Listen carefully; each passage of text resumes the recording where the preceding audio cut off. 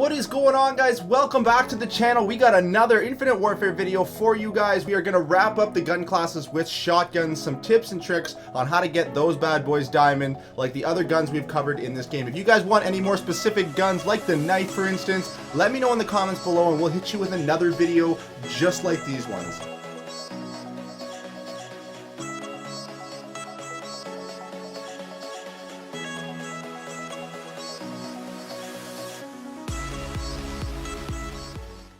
Before we get started on the tips and tricks for shotguns, I want to thank you guys for all the support lately. It has been absolutely amazing, and I don't know if we're going to hit it while you're watching this video, but we are getting very, very close to 500. So if we hit it, thank you guys so much. That is halfway to the goal that I set out for this year, which ends on January 9th of 2017 of 1,000 subscribers. So I don't know if we're going to make it there, but if we do, thank you guys so much from the bottom of my heart. It's absolutely amazing. The comments, the likes, all the support on the recent videos has been absolutely amazing.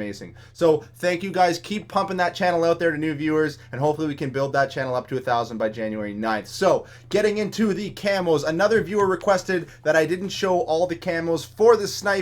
So for the shotguns, I definitely will. And before that, let's just take a look at the snipers in case that viewer is watching. But we do have kills for the first 200, and then we have headshots, as you can see here, till 160 headshots, and you can start getting your other camos. So getting into the shotguns, let's look at the camos that they have in store.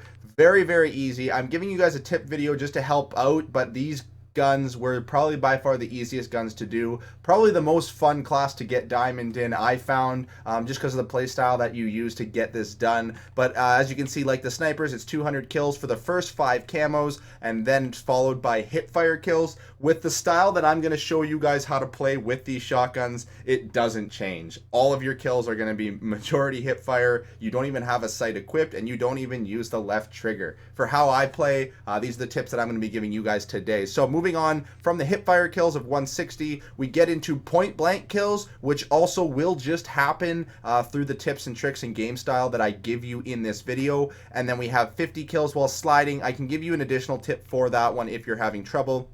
And then we have 50 kills with no attachments. Obviously, that's all you have to do is just take off all your attachments. And then we have double kills and 3 kills without dying. So we'll cover all of these. Like I said, it's very, very easy, but I'm going to give you a specific play style, maybe a little bit of a setup to use to improve the efficiency that you're getting these camos in. Let's get into the actual setup that you're going to use on all 4 of your shotguns. Now, the only thing that changes is the range at which you're going to be wanting to pull the trigger on each of your shotguns.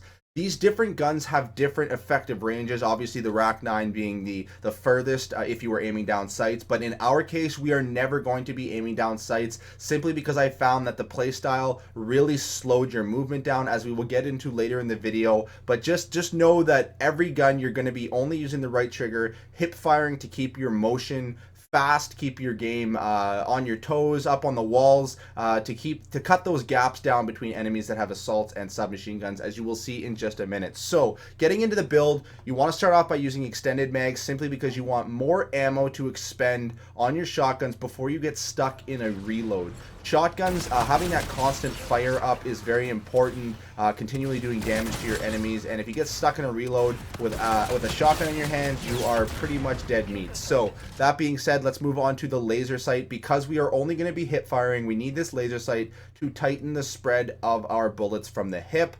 And then rifled barrel to extend that range, that stopping power of your gun. So these are the 3 perks, attachments that you're going to be using. And then to round off the playstyle that I'm going to show you guys, you're going to want to use Ghost, stay off the radar, blind eye, because you're running around outside a lot. You don't want to be getting continually shot by wardens and score streaks of that type. So moving on, we have momentum. This suits the playstyle perfectly. You really need momentum, and with that, gung-ho to be an effective shotgunner, I find, with this playstyle. Now, to continue on, to wrap up the playstyle, the rig that you're going to want to use is the fastest rig in the game, Synaptic, with your propulsion. This is basically afterburner from your BO3. You recharge your jetpack or your boost very quickly. Allows you to stay airborne on walls. Allows you to bounce from wall to wall. And this helps with not getting shot by subs, by assaults who are trying to aim at you.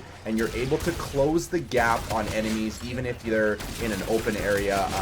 And this is the key to this playstyle. Rewind is not like necessary. It's not like the be all and end all, but I like it for specific times, as you see in some of these clips, where you are getting shot in the back, especially being a shotgunner trying to close gaps on enemies. When you're getting shot in the back, you can rewind and get an additional couple of kills from unsuspecting enemies that you can rewind behind and get a quick kill with that shotgun.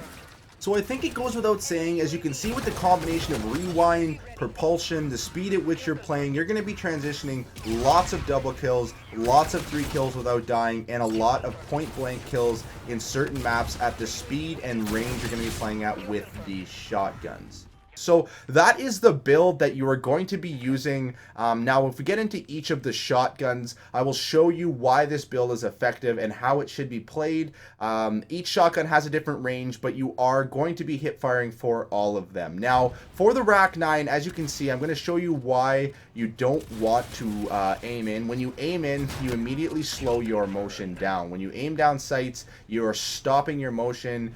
If you are in a gap with an enemy, you won't be able to close it fast enough, and I find the best way to play this is to continually slide and to continually get up on the walls and close those gaps on enemies. It's harder for them to hit you in the air. They have to aim up and they have to follow you and track you through the air, especially when you're sliding. You get below their crosshairs and you're able to close those last 5 to 10 meters until you can get that shotgun in range to be a one hit. So that being said, let's look at the other couple of guns. The DCM-8 is a very nice gun to use for this playstyle as well, because it's fully automatic. Now, this fully auto, obviously you can just hold that right trigger down as you're bouncing around the walls, but obviously try not to hold the trigger until you know you're in range. But sometimes it's even beneficial to use it out of range. You can get a couple hit markers on them before you get into the deadly range, and this will throw them into a flinch, allowing them not to hit you. Very key to the playstyle as well with these full auto shotguns. That, as well as the Reaver that can be sprayed. It is a semi. You do have to click the trigger as fast as you can, but applies the same logic. Try to get those hit markers on until you can close the gap, and then you can finish off your kill that way. The trickiest shotgun I found was the Banshee. The Banshee is very much about making sure your range is right. If you get them within range, it is a one hit from a hip fire no matter what, but I find when you're using the other shotguns, you're used to having that further range with the Rack-9 or the Reaver, and the Banshee is very much about making sure you close that gap nice and tight so that you get a one shot every time. That is the key to each of these ranges with these shotguns that you got to pay attention to. That being said, for every single shotgun, you want to make sure you have the perk steady. You want to reduce the hip fire spread that stacks with the laser sight. This is the key to all of these shotguns. Make sure you have a variant that has that on it. As long as that's equipped, you will be transitioning tons and tons of hip fire kills, regular kills, and you're going to be getting these camos in absolutely no time at all.